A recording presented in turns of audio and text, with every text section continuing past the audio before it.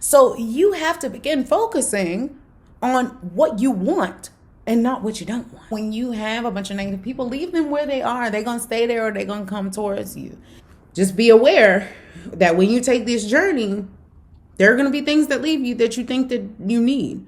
And so Jesus was like, cast your net to the other side. And then boom, he caught all the fish. People wired themselves to have a pattern of resistant thinking. Don't be going to crazy moments and crazy times and rewinding your mind and brain to project that onto the screen of your mind where you go back in time and do that, because that was not a great time. We fast forward into a different moment because that was not it. When we doing book reviews, we gonna have fun, because I'm not doing no boring book reviews. We're gonna talk about the Bible. We're gonna talk about my life. We're gonna talk about experiences. We're gonna have storytelling time. We're gonna do it all.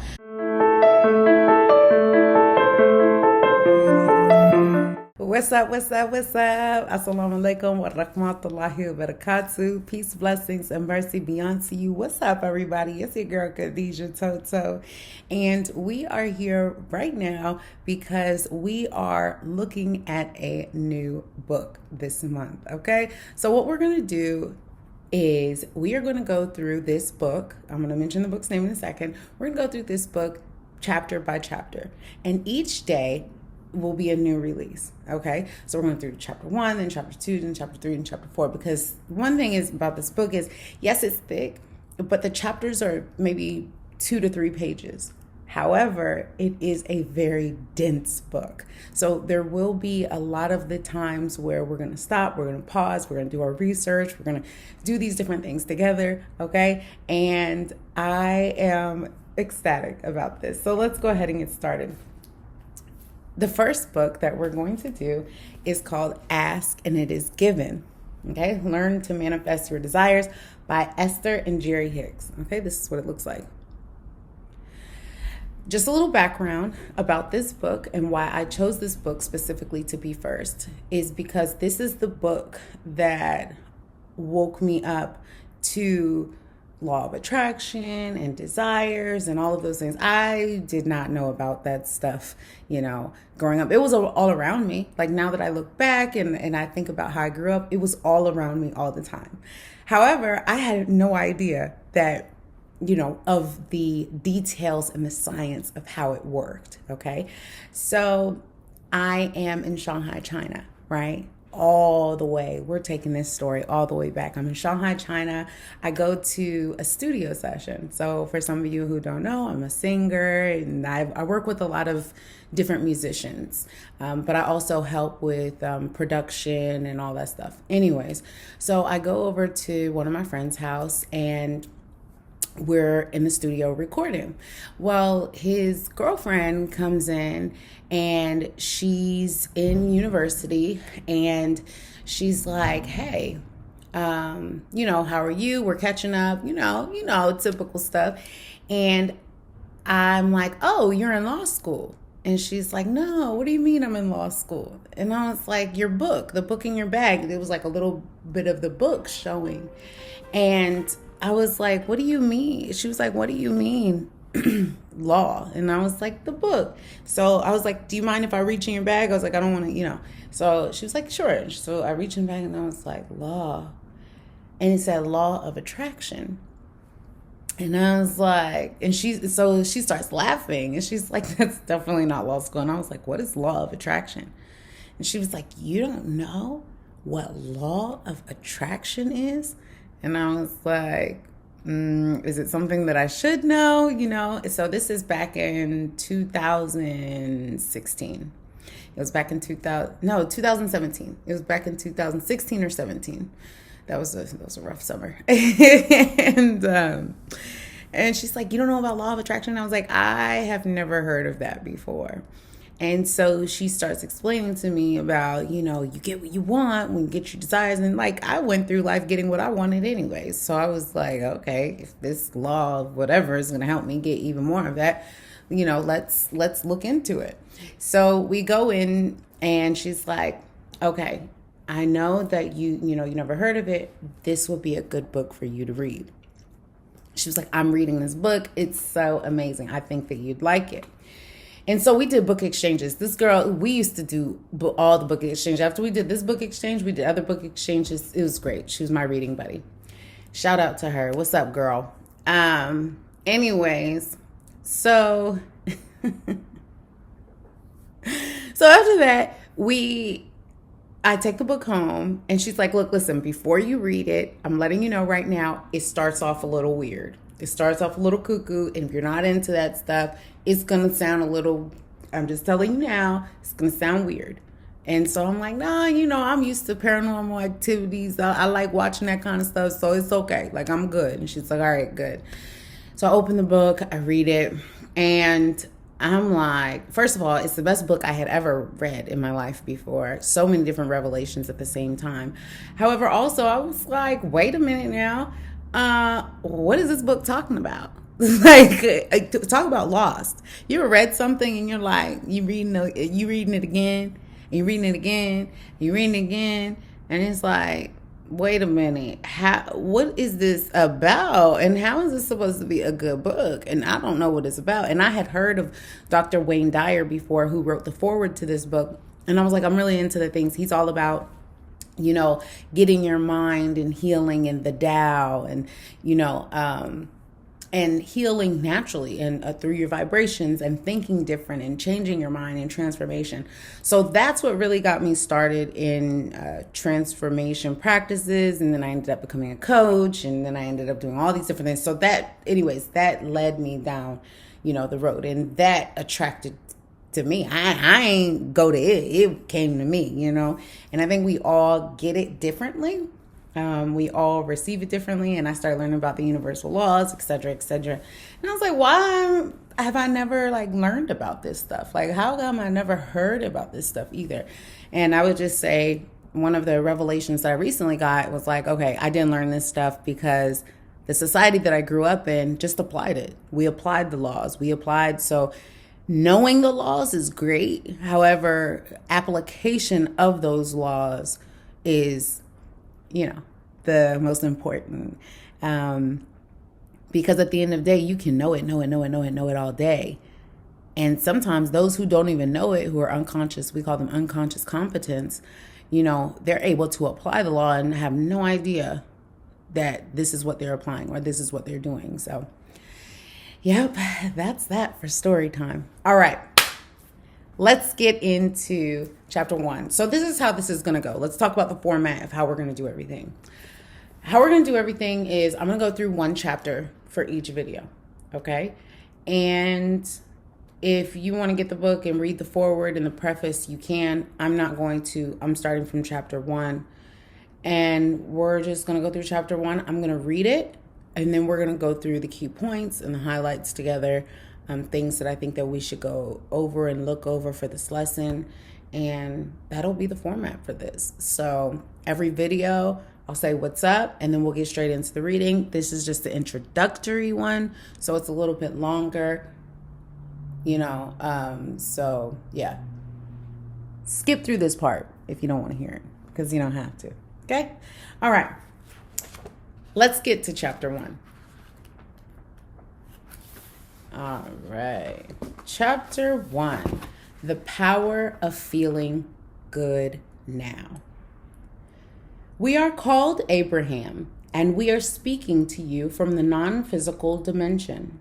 Of course, you must understand that you also have come forth from the non-physical dimension. So, we are not so different from one another. Your physical world has come forth from the projection of the non-physical. In fact, you and your physical world are extensions of the non-physical source energy. In this non-physical realm, we do not use words, for we do not require language.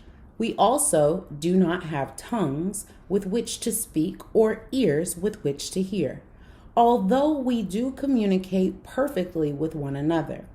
Our non-physical language is one of vibration, and our non-physical communities or families are those of intention. In other words, we radiate that which we are vibrationally, and others of like intent assemble. This is also true of your physical world, although most of you have forgotten that this is so. Abraham is a family of non-physical beings naturally assembled by our powerful intention to remind you, our physical extensions of the laws of the universe that govern all things. It is our intention to help you remember that you are extensions of source energy, that you are blessed, loved beings, and that you have come forth into this physical time-space reality to joyously create. All who are physically focused have non-physical counterparts. There are no exceptions to that. All who are physically focused have access to the broader perspective of that which is non-physical. There is no exception to that. But most physical beings have become so distracted by the physical nature of your planet that you have developed strong patterns of resistance that thwart your clear connection to your own source. It is our intention to help those who are asking to remember that connection. While all physical humans have access to the clear communication from the non-physical, most are not consciously aware of it. And often, even when you are aware that it is possible, you hold habits of thought that act as resistance, hindering your ability to consciously interact. However, on occasion, a clear channel of communication opens, and we are able to convey our understanding vibrationally to someone who can clearly receive it and translate it. And that is what is happening here through Esther. We offer our knowing vibrationally in a way that is similar to what you understand as radio signals. And Esther receives those vibrations and translates them into the physical word equivalent. There are not, however, adequate physical words to convey our satisfaction and joy in being able to offer our knowing to you in this way at this time. It is our powerful desire that you be pleased with where you are right now, in this moment, no matter where you are. We understand how strange these words must sound to you if you are standing in a place that seems far from where you want to be. But it is our absolute promise to you that when you understand the power of feeling good now, no matter what, you will hold the key to the achievement of any state of being, any state of health, and any state of wealth, or any state of anything that you desire. These pages are specifically written to give you a better understanding of yourself and of everyone else around you, and you may find some of that helpful. But words really do not teach. Your true knowledge comes from your own life experience. And while you will be a constant gatherer of experience and knowledge, your life is not only about that. It is about fulfillment, satisfaction, and joy. Your life is about the continuing expression of who you truly are. You only hear what you are ready to hear. We are talking to you at many levels of your awareness, all at the same time. But you will only receive whatever you are now ready to receive. Everyone will not get the same thing from this book, but every reading of this book will net you something more. This is a book that will be read many times by those who understand its power. It is a book that will help physical beings understand their relationship to God and all that they really are. This is a book that will help you understand who you really are, who you have been, where you are going, and all that you continue to be. This book will help you understand that you never, ever get it done. It will help you understand your relationship with your history and with your future. But most important, it will awaken within you your awareness of the potency of your powerful now. You will learn how you are the creator of your own experience and why all of your power is in your now. And ultimately, this book will lead you to an understanding of your emotional guidance system and to an understanding of your vibrational set point. Here, you will find a series of processes that will assist you in reconnecting with the non-physical part of yourself. Processes that will help you in achieving anything you desire. And as you apply these processes, and as your memory awakens to the powerful laws of the universe, your naturally joyful zest for life will return. Okay, so that is chapter 1. If this is your first time listening to this kind of language or listening to this kind of thing, like I said, chapter was quite short, literally only 3 pages. Okay, literally only 3 pages. And like I said before, it's quite dense. Okay, so let's get into it.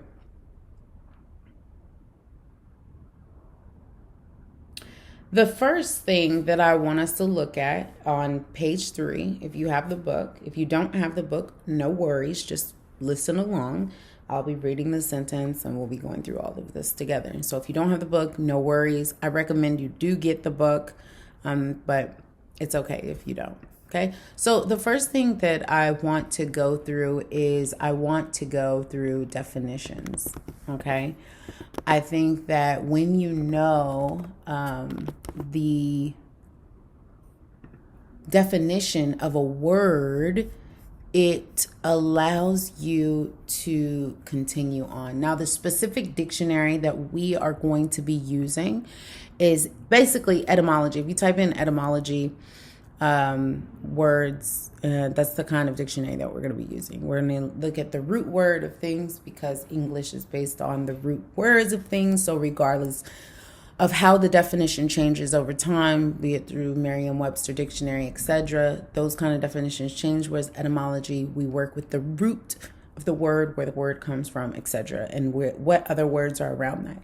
Okay, so the type of dictionary that you use is important. Like I said, we're going to be using the online etymology dictionary, which is etymonline.com. Okay, etymonline.com. Okay, that's the website that we're using. So the first thing that I want to talk about is she says we are called Abraham. Okay, so just a little bit of background because we didn't read through the foreword and we didn't read through the preface, which I highly recommend you do, but I'm going to give you the snippet version of it, okay? Esther goes to this lady and essentially she realizes, oh, I can interpret downloads. Okay, so when you get downloads, it just means like you ever had an epiphany or you had an idea or you're like, oh, that's a download. Okay, so when I say download, that's what I mean. Sometimes you may get a random spurt of energy, you may get a random profound thought, right? And you're like, oh, where did that come from? I don't know what it means, but God told me, or you know, and you know it, right? Some people don't experience this. So if you don't experience it, no worries. This happens to some people, okay? So basically, Esther realizes, oh my gosh, I get these downloads on a consistent basis. Where are these downloads coming from? And essentially what is being emphasized is that Abraham is essentially a bunch of downloads. She calls these downloads that are put together, okay? She gets a bunch of downloads. Imagine she gets a bunch of downloads, just like you're on a computer, right? And you're on a website and you are downloading a program onto your computer, right? The data files are sending, right? They're sending. So it's the same thing for her. So as the data files are sending, Jerry is her husband, and Jerry asks her specific questions that basically, when she gets in this state of mind of being able to receive, and she's able to, tap into this non-physical world where she receives the signals, where she receives the download, right? So she's like a computer, and, it's like a hookup. Please don't be freaked out. And for those who are, just click off and go somewhere else, or get in. We'll do another book next month that's not like this. But this is the first book that I read, so I figured this will be the first book that we talk about. And I know at the beginning, like my friend said, I'm gonna give y'all the same speech. It can sound a little weird for some who have not been exposed to these kind of things. For those who know, So Abraham is basically the collection of all these non-physical beings that are talking through Esther, and Esther is speaking what the collection is. Okay? Now it says your physical world has come forth from the projection of non-physical. Okay? From the projection of non-physical. What does the word projection mean? It says in alchemy means transmutation by casting a powder. Okay? And then it says throwing forward, a stretching out. So let's take the throwing forward or stretching out. Okay? So your projection. So almost like a movie screen, right? Projecting. It goes, right? When you're sitting there and you're watching a movie in a movie theater, right? It's the projection. You see a big screen, right? When you go to the movies, but the projection of the light and the camera, the movie that you're seeing is just a projection of what's really happening with the film being inside of it, right? So it's a projection that you're looking at on the screen, which is what the information is that's on that movie circle. Okay, so that's projection. Okay, and it says your physical world has come forth from the projection of the non-physical. In fact, you and your physical world are extensions of non-physical source energy. So what they're saying is we're all our own movie screens. The outside world. Come on, you better explain it. Sorry, I gotta get a little hype sometimes. The outside world is your movie screen, okay? When you're in the movie theater, it's a projection of what's in here, okay? It's a projection. It is good, it's bad, it's this, that, right? We are the creator of our own realities, and when we truly know this, the outside world, that's why they say you create from inside. The outside world is a projection. It's what you see, okay? It's what you see. So what are you looking at? What are you observing? What are you seeing? This is how you become powerful in the manifestation of who you truly are. When you understand that, what do you see? It's like seeing a painting. It's a projection of what's happening in here that your hands are making, right? So we're going to stick with the movie screen. It's a projection. So everything that's non-physical. Now imagine the camera. You can't see the camera in the movie theater. You might see the little light, but we're not inside the internal room where they're playing it and the sound works and all that stuff. We're not in there. We're just watching the screen, right? That's playing the movie. So what they're saying is they're like the camera, right? They're like the cameramen. They're like the people in the back that you don't necessarily see. You just see the projection, okay? And we're extensions of non-physical source energy. So the source energy, some refer to as God, right? We're like the lamps, right? We are that projection of a lamp, and what the people see is just a little part of source. So us as human beings, we're extension of source energy, right? I have energy, you have energy, your daughter, your brother, your sister, your cousin, your friend, whoever has energy, and we're all carrying this, right? So it's like having a campfire, and then we all decide, okay, we got to go back to our rooms, and we decide we have little lanterns, right? Little lamps, for those who may not know, it's a lamp with the fire in it, and then we're carrying it. Okay, that is a extension of the fire that was inside of the pit, right? And we're taking the light, and then guess what I can do with my light? I can take my light, and then I can help somebody else light their lamp. And you know what? It's not going to take any fire from mine, right?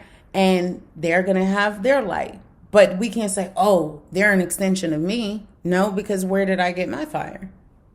From the source. Okay? So we all have this source energy within us. It's about us keeping it lit. Okay? Now, the next part, she on page 3, we're still on page 3. If you go down a paragraph, she talks about our non-physical language is one of vibration, and our non-physical communities, families are those of intention. Okay? Intention, intent. Okay? Let's look up the word intent. Okay? Let's look up the word intent. It says purpose. Early 13th century, from Old French intente, right? Goal, end, aim, purpose, attention, application, right? So we have purpose. So let's say we're going to use that. So intention. When you're being intentional about something, it's your why, okay? Why is this the purpose? Why? What makes this relevant? Okay, what is the purpose of this? My Coach Khan likes to tell me, he's like, what does it mean? Okay, when I have some issues of anxiety, it's like, think about what it means. What does it mean when it happens? What's happening? You know, what does it mean for you? And I say the same thing to y'all in terms of intention. Okay, so I like to see this like an Etch-a-Sketch. Y'all ever old school Etch-a-Sketch? I'm gonna have to find some, whatever to put in here. But Etch-a-Sketches, you're moving it around, you're moving a circle, and you don't even know where it really starts because you can't see the dot because you got to shake it up, and it's like in this like sand or whatever. I don't know what it is, but it's in this stuff. And then you move the circles around, and then you start drawing a picture, or you can make some type of picture with the moving the thing around, and then you see the picture more clear and it's black. I'm gonna put a video of this while I'm talking over this, so y'all can see what Etch-a-Sketch is, because that was back in the day. And I don't even know, do they still even make Etch-a-Sketches? I feel like I ain't seen an Etch-a-Sketch since summer camp of 1999. Anyways, in other words, we radiate that which we are vibrationally, and others of like intent assemble. Okay, and that's where this idea of Etch-a-Sketch, because when you are drawing your line, all of the sand, when you look at Etch-a-Sketch, it gathers together. So when you have intention, or you focus your energy on a specific thing, that's typically what the outcome is going to be, because all of the energy is being assembled in a certain kind of way. So let me give you an example. When you're on these internet streets and you're choosing what you want to watch, a lot of people say, well, my algorithm is blah, blah, blah, blah, blah, blah, blah, blah, blah. And they'll complain about their algorithm. All I see is this and all I see is that. Yeah, because that's what you're watching. So if that's what you're watching, that's what the algorithm is going to continue to give you.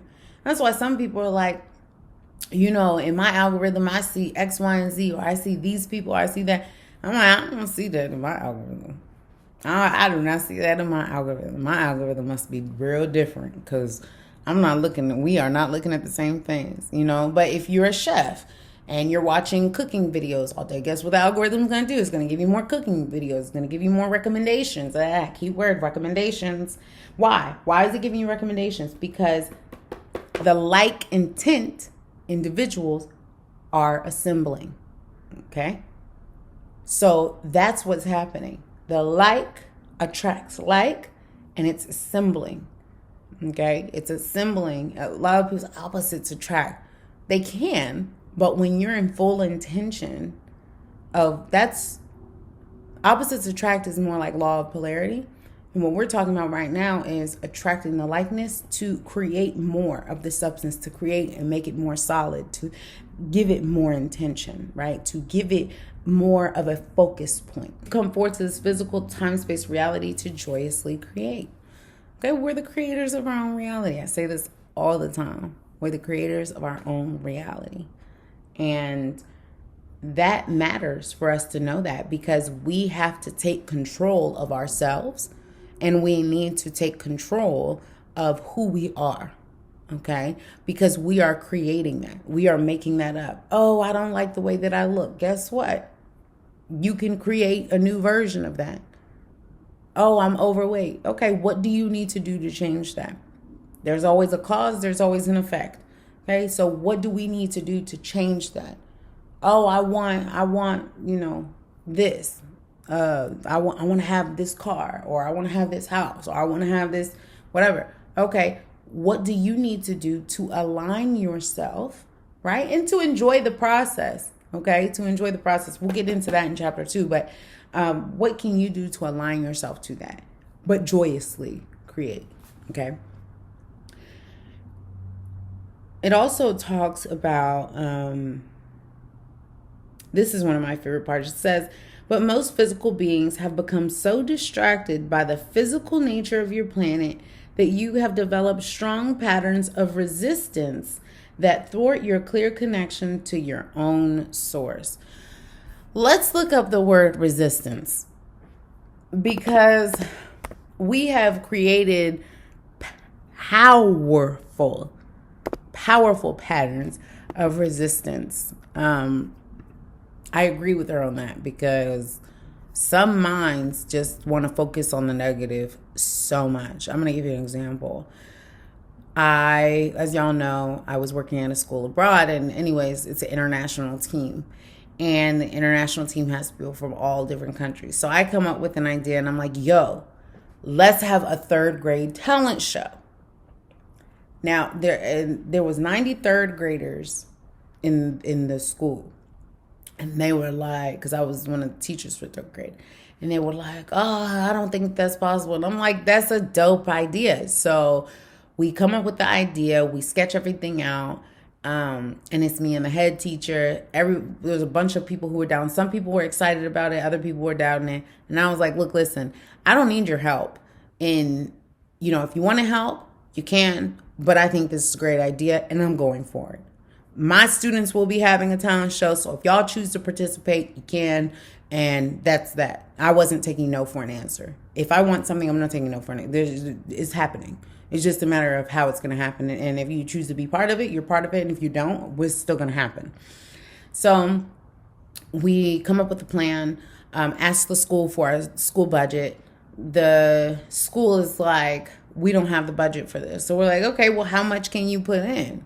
How much can you give us for this semester that we can have in order to make this happen? So we can only give you this amount of money. And I was like, you know what? We got to come back to the drawing board. So the parents were super enthusiastic about the children's learning, because it was a private school. And so the parents, I was like, I know the parents would love this. I was like, so I told one of the teachers, I was like, look, listen, you talk to the parents and let them know what we're doing and show them our plan. Tell them exactly what we want to do. Get them involved and see, where they can help out. Don't you know the parents gave us triple the budget that the school gave us? And the parents were like, and they hired professional DJs. They hired a whole professional team. They had a whole bunch of decorators come out. The parents started planning on top of the plans that were already planned and started having extra stuff. And I was like, heck yeah, we love this parent engagement. Okay. So the thing is like, what if I would have took no for an answer? It would never happen. But when you have a bunch of negative people, leave them where they are. They're going to stay there, or they're going to come towards you, So I was like, we have to make this happen. And guess what? I didn't get any credit for putting it on, and it wasn't that I wanted credit. I didn't need the credit to know that I put the talent show together. And we had 90 children. There was a bunch of conflict that happened, and I ended up in charge of all 90 children by myself in the gym and telling them what to do. So yeah, some teachers can't even handle having 20 students in their class. Okay. I had a class of 30 students, essentially, 19 boys and 8 girls. No, 18 boys and 9 girls. Yeah, that class was intense. And then on top of that, I had a bunch of other boys from other classes. But the great thing was they all loved teacher Khadijah, okay, teacher Toto, and they got on board with it. But the point of the story is, don't take no for an answer. And people wired themselves to have a pattern of resistant thinking. And sure, that reality worked out for them. But they were just mad at the end because, oh my gosh, they had this, they did that. And it was just the whole pattern. If it wasn't them complaining about us not being able to do it, it was them complaining about something else, which they were complaining about something else. At no point in time did they have hope for anything to happen. And then even the day of the show, when everybody's enjoying themselves, they were still acting crazy. So sometimes you got to leave people where they are and overcome this pattern of resistance just by creating your own pattern, to be honest. Anyways, let's go to the dictionary definition of resistance. It says moral or political opposition, military or armed physical opposition by force, difficulty, or trouble. It says make a stand against or oppose. Okay. So when you're standing against it, you're opposing it, you're putting all your energy into the opposite outcome. Okay. I know I want a certain result, and I know it takes certain discipline practices and all these things to make it happen. How can we get there? That should always be the question. How can we get there? It's not about me not being able to get there. I know I can get there because I drew the pictures in my mind. However, how do we get there? How do we go to these next steps? How do we make this happen? Okay. And those are the questions that you really, really, really, really, really should be asking yourself. How can we make this happen? How do we go to the next level? How do we connect these things to ourselves? Okay. Because these are going to be important steps as you move forward. As you move forward, you're going to constantly be connecting and putting the steps together. And as long as you keep that image of the picture where it's supposed to be, and what you want, and be clear. And that's why it says to have the intention, right? Because when you have the intention, no matter what, you're still focused, right? When you have the opposite, which is resistance, your intent is now focused on the resistance of what you want the desired outcome to be. Does it make sense? So you have to begin focusing on what you want and not what you don't want. Okay? All right, let's keep going. Your girl got a little... Yeah, you got to focus on what you want, not what you don't want. Let's keep going. Another point is where she says, words really do not teach.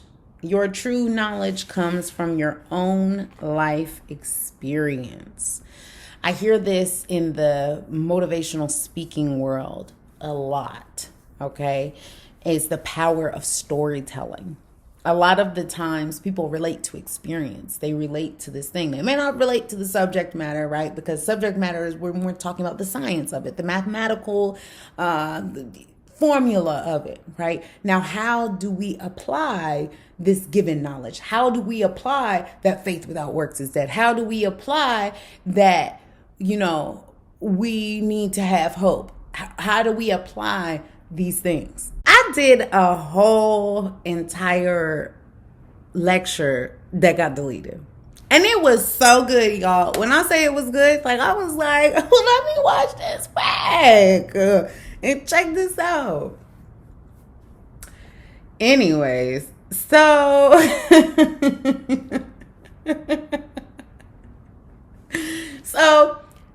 what we were talking about before was about having trust and faith in what you're doing.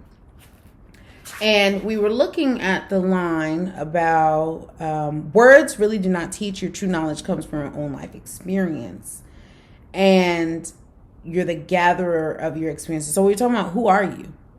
Who are you? And we were talking about how you need to have your nets open, right? And I was telling a story about how when I was in elementary school, it was like elementary school, middle school time, that summer, we were homeless and we didn't have any place to stay, and we would sleep in the car sometimes, and sometimes we would also, like find a room to stay at and roommate with people. And we would do it like that, and we were like that for a whole summer. And that was a different experience. I was a child experiencing this, so my mother, of course, was taking care of everything, and that was the interesting phase because my sister was still getting potty trained, and we were all in the same bed, and sometimes she would pee on herself and in the bed, and we would all get wet. So that was fun.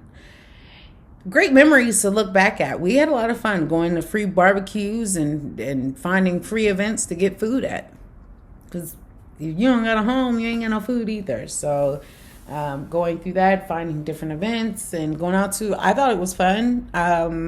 The great thing about my amazing mother is she never really let us know what was going on. She just kind of made it a fun experience and adventure. And she was like, we're going on a trip. We're going to a barbecue. You all are going to go to, we will be at kennel. They would have kennel fundraisers for dogs and barbecues for dogs and for people to adopt. And we would go just show up and act like we were getting a dog, but we were really just there for the food. It's interesting to me, though, to see that events are thrown for animals, but events weren't being thrown for people who had that. Thank God for the Catholic Church. Shout out to the Catholic Church, because y'all, let me tell you something. The Catholic Church got these food pantries, and when you are in economically down situations, they provide food for people, and you can ask them for stuff, and literally they have eggs, milk, cereal, different snacks, vegetables, fruits, and those literally would be things that we were eating on, during the summer, during those times. So it was definitely rough, for sure. Like I said, I was a child in it, so I couldn't imagine being the adult in that. So yeah.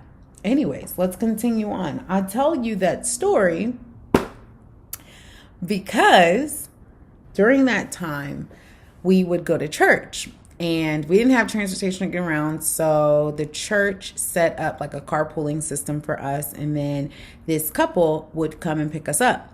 And when they picked us up, we would go there. Like I said, I was in elementary school transitioning into middle school that summer. Later on,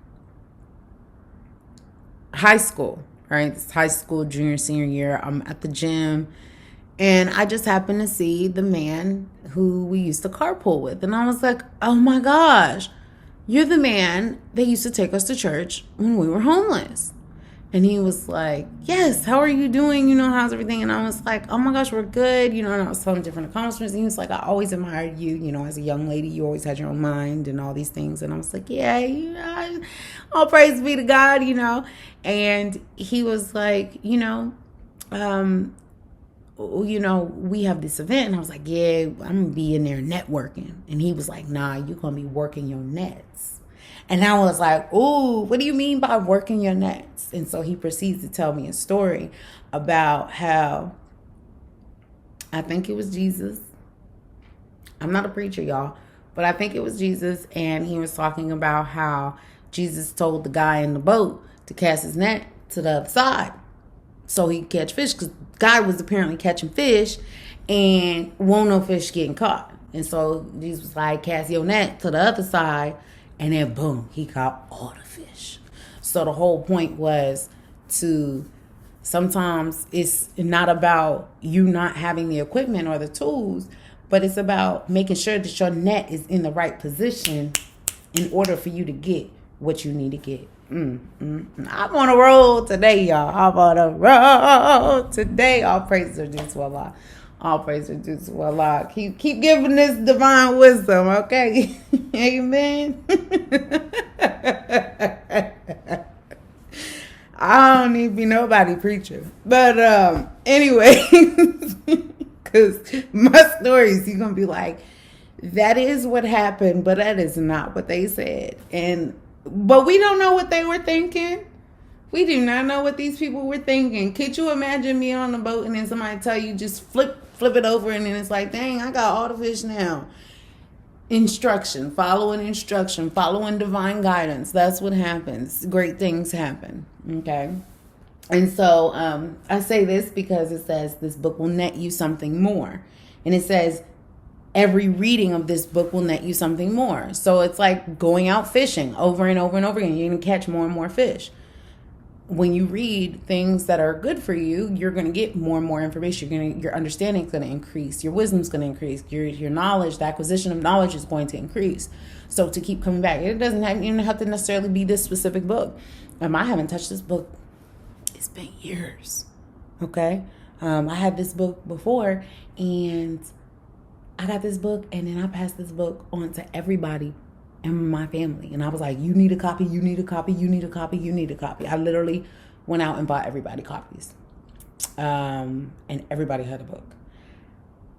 When I first read it, I didn't understand what was going on. But I got everybody a copy of the book and I was like, yo, this must be how Oprah felt when she read The Color Purple.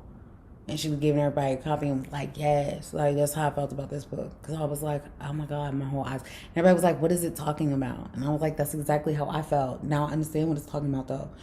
Anyways, that book ended up I had to return that book to my friend. Because like I said before, she let me borrow it. And then the book got flooded. My house got flooded. Get that shit. Ain't that some shit? My house got flooded. And... oh, I'm sorry. Excuse my language. My house got flooded. I'm sorry. Sometimes we get a little too real. But my house got flooded. I was so upset about that. That just took me to a moment. Anyways. And my book was on the floor because I fell asleep. And the book fell on the floor.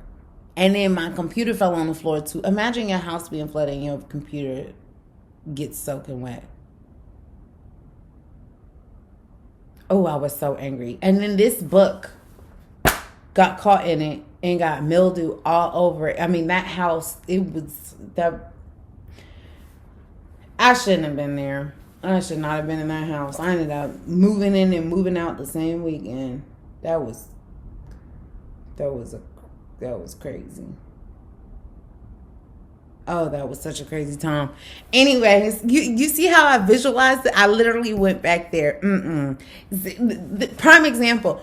Don't be doing that. Don't be going to crazy moments and crazy times and rewinding your mind and brain to project that onto the screen of your mind where you go back in time and do that, because that was not a great time. We fast forward into a different moment because that was not it. That moment in time was so tough and rough when that house got flooded. Oh my God. I forgot that happened. Sometimes when things traumatic in your life happen, you be like, I'm blocking that memory out. I thought that memory was gone. Because you know why? Because we're talking about nets and waters and fishing. Anyways, this book got flooded. I couldn't use it anymore. And so I was like, you know what? Maybe this is a sign that instead of me reading it over and over again, maybe I should be actually applying the information that's in the book. And I did. And my life was amazing to the point where I saved a lot of money to be in the position that I'm in now. Anyways, what's in your hands? Okay, so on page 5, it talks about how you are the creator of your own experience and all of your power is in your now. Okay. And it's right, because in your now, what you do today, don't worry about being afraid. Don't worry about being scared. Don't worry about none of that. You have to get the task done. I used this example earlier of Moses, Prophet Musa, peace be upon him. Y'all remember when Moses was getting tested, right? Now, was Moses the one that saw the burning bush? Who saw the burning bush? It was Moses, right? Let me ask Siri. Siri, who saw, which prophet in the Bible saw the burning bush? It was Moses. Y'all, God put Moses through a lot. Listen, first of all, God appears to Moses in a burning bush. Okay, first of all, why is this burning bush talking? Like, you got to imagine, these are human beings. They are us. We got to stop seeing them as just Bible characters or blah, blah, blah. Like, these are stories. These are real stories of things that are happening. Okay? So, you mean tell me God talking to me from a burning bush? I'm looking at this burning bush and it's like, first of all, I'm not trying to look at no bush that's on fire. If I see a bush on fire, I'm running. I'm calling somebody to take care of this, or I'm finding some water trying to put it out. But if that fire is at a certain, there's a difference between the fire that you can stomp out with your foot, and then the fire that's just like, we need to call the fire department because this bush is burning too much. And then you start to hear a voice. Now, I'm sober and you talking. God, I don't know. Pick somebody else. Okay, and then on top of that, this the same man. Remember, Moses is the one that set the Israelites free, right? So not only that, now we gonna pretend, okay, this is an instant stick, but we gonna pretend this is a staff, okay? So God is like, all right, Moses, look, we gonna test out your faith, okay? Now, I want you to drop this staff. So he drops it, and then that mug turned into a snake. And the guy's like, pick it up. And then it's going to turn into a staff again. And it's like, who's picking up what, God? What you mean? I don't even like snakes. First, you're going to show up in a burning bush. Now you turning this stick into a snake, and then you telling me that this same staff is supposed to be the one that's opening the ocean for my people to go through and escape this Pharaoh? This is too much. It's too much. But that's why God said, lean not on your own understanding. Because there ain't no way. Humans cannot comprehend. How is that possible? And these are real events. These aren't just something that, we making up fairy tales. No, these are real stories. Okay? Could you imagine seeing a stick turn into a snake and then God's like, pick that up and you definitely afraid of snakes? And then on top of that, he's like, yeah, and now you're going to use this and it's going to separate the oceans. So the people, what you mean? You mean this big ocean? Imagine you at a beach and God's like, I'm going to separate the whole beach so y'all can walk through it. First of all, not only is that a little, interesting that the whole ocean is going to separate, but then you want me to walk through with the water on both sides. And then I got to convince all these people to do that too. God, I could barely pick up the snake and have faith with myself, let alone getting these people to trust me, these disobedient monks to trust me to take us through here. I understand. I know that you God, but okay. These are your people. That's what you. Okay, that's why. Shoot, if I was Moses, I would have been stuttering too. Okay, I would have been stuttering like a mug too. That's why Moses had Aaron, so Aaron could speak, because Aaron wasn't getting the same revelations as Moses was getting. Moses was getting information and passing it on to Aaron. And Aaron was collecting the people. I bet you he was a great motivational speaker. Anyways. So on page 5, we're going to experience this throughout. When we doing book reviews, we're going to have fun. Because I'm not doing no boring book reviews. We're going to talk about the Bible. We're going to talk about my life. We're going to talk about experiences. We're going to have storytelling time. We're going to do it all. I want to see in the comment section what y'all think, though. Page 5, we're getting into it. Emotional guidance system and understanding of your vibrational set point. So the whole purpose of the emotional guidance system is for you all to be able to identify how you feel. Okay. How do you feel? Are you sad? Are you happy? Are you depressed? Are you feeling numb? Do you feel anything at all? Are you super duper excited, ecstatic about life? How can we use this energy to bring you your desires? And it's all about the set point is about knowing where you are so that way you can gauge and enhance, either bring you up or bring you using that high energy in order to bring you even more during that time. Okay. And that's going to be from doing what you love, doing the desires, doing the things, because things are naturally going to just exit your life. Okay. Things are naturally going to come in your life, but things are naturally going to exit your life as well. Excuse me. So just understand that in this process of you becoming who you want to be, this is what's going to happen. This is the process of how everything happens. Okay. You're going to go through different phases. You're going to go through different things. And it's your job and it's up to you to make these things happen. So, you know what I'm saying? Just be aware that when you take this journey, there are going to be things that leave you that you think that you need. And you're like, years later, you're going to be like, I needed that experience. But I ain't need that. I didn't need to be over there. I need to be right here. Okay. And as you apply these processes, as your memory awakens to the powerful laws of the universe, your naturally joyful zest for life will return. You know what group of human beings have the most joyful zest of life? Children. I love being around children. I'm a reading teacher. On the side of this, I teach students how to read. So if your child needs to learn how to read, hit your girl up. Okay? Hit your girl up. My classes are amazing. If y'all are enjoying me, imagine the children enjoying me too. So anyways, I love their joyful nature. They are naturally excited. Nobody told them what joy looks like or what excitement looks like or anything. They're just naturally joyful. They're happy. They have so much zest for life, right? And they are just super excited to be on the planet. And that's the kind of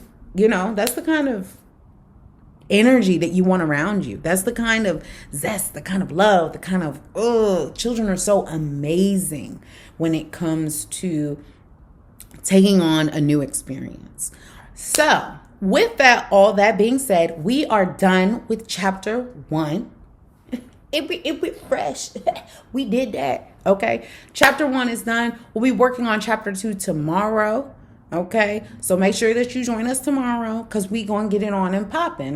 We gonna finish this book, okay? Because we don't start nothing that we don't finish. So it fresh. Yes, y'all got me back 100%.